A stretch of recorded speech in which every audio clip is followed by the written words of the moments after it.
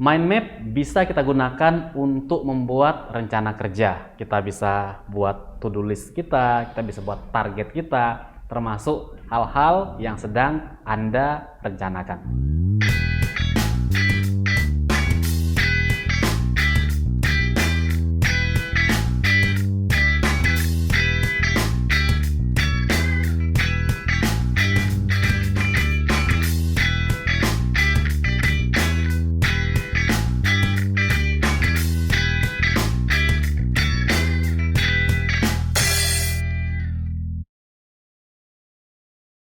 Assalamualaikum warahmatullahi wabarakatuh.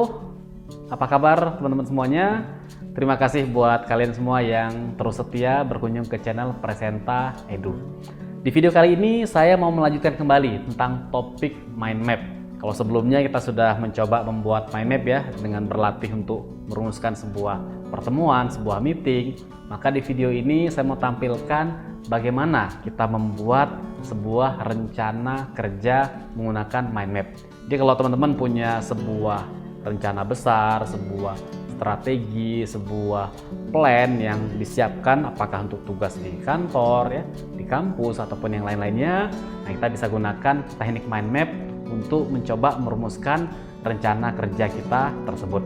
Di video ini saya akan tampilkan cuplikan dari sebuah training mind map yang saya lakukan beberapa waktu yang lalu, di mana saya mencoba mendemonstrasikan para peserta bagaimana kita membuat rencana kerja menggunakan mind map. Semoga video ini bermanfaat buat teman-teman. Yuk kita saksikan bersama-sama video berikut. Nah, judulnya nih, rencana kerja. Ya katakanlah saya mau gambar kayak semacam kotak-kotak kalender, menggambarkan tanggal. Ya. Nah, saya buatlah. Oke, seperti itu. Lalu saya pengen melihat ini, rencana kerja saya ini ingin dikategorikan berdasarkan apa ya? Misalkan saya pakai konteksnya saya ya, Bapak Ibu, silakan pakai konteksnya Bapak Ibu sekalian. Saya sebagai seorang trainer, maka saya ingin merancang apa ya, training baru yang akan saya buat.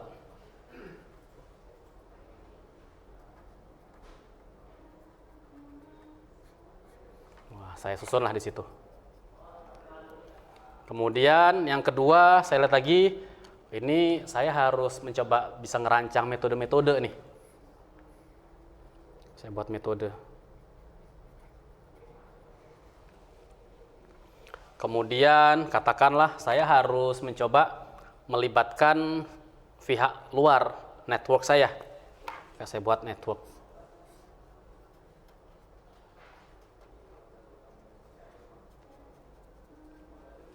Nah, contoh, dah 3 ini aja dulu. Maka dengan ini saya langsung dapat peta besarnya. Saya akan bahas rencana kerja saya berdasarkan 3 urusan ini, yaitu mengembangkan training-training baru yang saya belum punya sebelumnya, kemudian merancang metode-metode yang khas yang saya belum punya tekniknya, dan juga saya ingin merancang untuk membangun network yang lebih baik ke siapa aja nih yang butuh network dengan saya. Maka saya rancang training baru. Saya pengen membuat presenta ini belum punya nih training coaching, tapi kita siap untuk buat coaching. Saya buat coaching. Presenta ini pengen buat misalkan training apa lagi? Mentoring. Nah, kebetulan kita juga dulu rajin untuk merancang online produk kita. Oh, kita pun bisa juga merancang nih training katakanlah bisnis online. Maka saya buatlah seperti ini. Coaching, mentoring, bisnis online. Kemudian metodenya. Dengan terjadinya situasi COVID ini, ternyata nggak mudah ya membuat training, harus pakai online, harus pakai Zoom, pakai yang lain-lain. Ini diapain supaya bagus? Maka saya misalkan gimana ya kita menerapkan metode yang experiential learning untuk training online. Gimana ya saya membuat metode-metode yang menciptakan interaksi walaupun pesertanya tersebar di banyak tempat. Apakah kalau gamesnya seperti apa?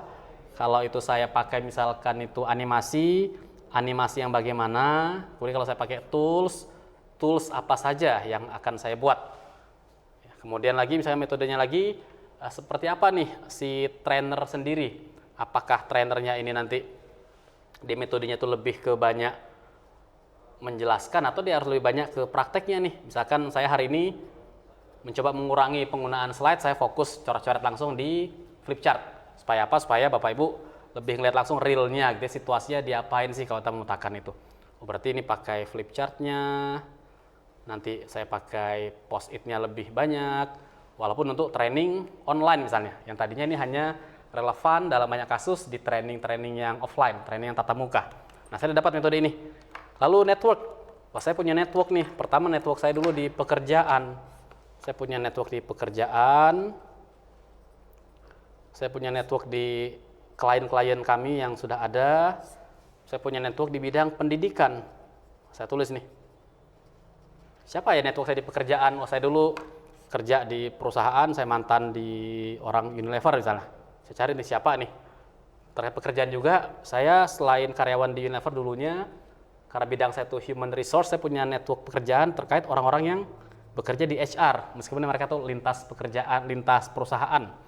Oh, klien, saya punya banyak klien, ada klien A, klien B, klien C yang saya targetkan.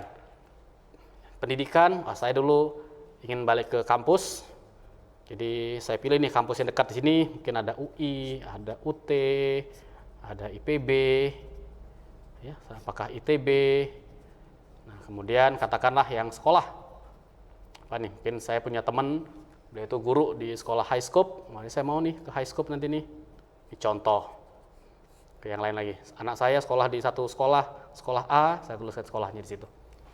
Contohnya seperti ini. Maka jadilah ini sebuah rencana kerja singkat, tepat, padat. Nah, ingat komponen mind map. Ada apa tadi? Ada pusat. Jadi pusat ini sebaiknya ada sebuah gambar tertentu. Ini gambar saya nggak terlalu bagus ya, Bapak jangan khawatir. Coret-coret aja dulu. Nanti kalau kurang rapi bisa digambarkan ulang. Training baru, metode network. Nah, sebaiknya di setiap percabangan ini kita berikan sebuah gambar sebenarnya. Kalau kita pengen menampilkan menampilkan mind map kita dengan baik. Jadi kalau training, misalkan training itu apa ya gambarnya? Wah, saya ambil aja lah orang yang berkembang nih. Saya pakai logo begini nih. Waktu bicara training. Metode itu kan bicara tools, alat-alat. Maka metode-metode ini ya saya gambarkan ada mungkin sebuah toolbox. Nanti dibuka toolboxnya. Network, karena network ini bicara jaringan. Saya gambarkan aja nih titik-titik yang terhubung. Nah, seperti itu. Itulah melambangkan sebuah network. Selesai. Jadi ini sebuah mind map, pusat, kategori, hierarki.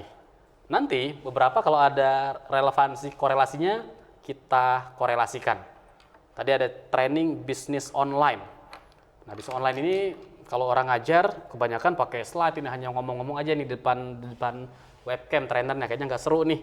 Gimana ya caranya si online nanti bisa bentuknya tuh lebih ke experiential. Nah, saya kasih korelasi di situ. Ya supaya lebih keren lagi. Kemudian lagi, misalkan apa lagi tuh? Nah, ternyata saya dulu punya kolega yang sangat pinter dalam menggunakan teknik flip chart. Wah, saya mau kontak dia nih untuk urusan apa nih? Flip chart tuh gimana ya strateginya ya?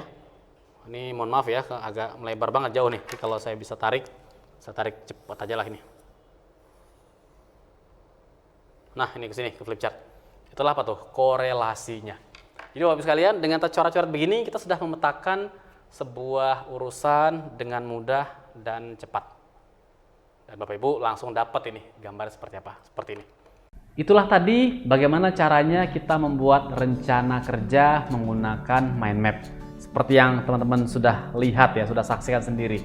Bahwa mind map ini bisa kita gunakan untuk hal-hal yang sifatnya strategis, sifatnya itu sebuah perencanaan, sebuah jangka panjang, dan dengan demikian kita bisa merangkum poin-poin yang mau kita kerjakan dalam keseharian kita. Apakah untuk minggu depan, bulan depan, setahun ke depan, dan seterusnya.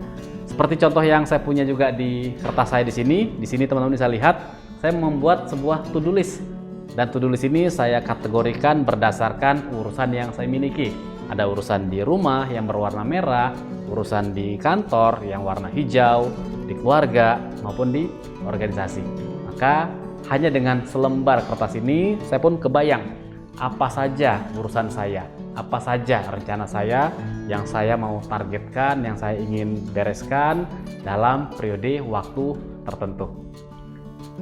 Terima kasih buat teman-teman semua yang sudah menyaksikan video ini. Semoga video ini bermanfaat dan nantinya Anda bisa membuat rencana kerja sendiri, to-do list sendiri yang rapih, yang bagus untuk mendukung produktivitas kita sebagai seorang profesional, sebagai seorang individu yang baik. Semoga bermanfaat buat teman-teman semuanya. Jangan lupa buat Anda yang ingin belajar secara khusus tentang mind map, silahkan bisa bergabung dalam training online yang sudah saya persiapkan bersama tim. Anda akan belajar banyak dari training tersebut. Kita akan ketemu lagi dalam video selanjutnya. Saya Muhammad Nur dari Presenta Edu. Assalamualaikum warahmatullahi wabarakatuh. Mind map adalah alat bantu yang luar biasa untuk kita bisa memetakan pikiran, gagasan, konsep hanya dalam selembar kertas. Dalam training online berikut ini, saya paparkan pada teman-teman semuanya bagaimana kita bisa membuat mind map yang baik dan benar langkah demi langkah. Di sini sangat banyak contoh-contoh mind map untuk belajar, untuk bekerja, menyusun rencana, dan lain-lain. Oleh karena itu, buat teman-teman yang ingin belajar menguasai mind map dengan cara yang baik dan benar, ikuti training ini. Kita akan belajar bagaimana menggunakan dan juga membuat mind map untuk belajar produktivitas dan kreativitas pribadi. Saya tunggu Anda dalam training ini.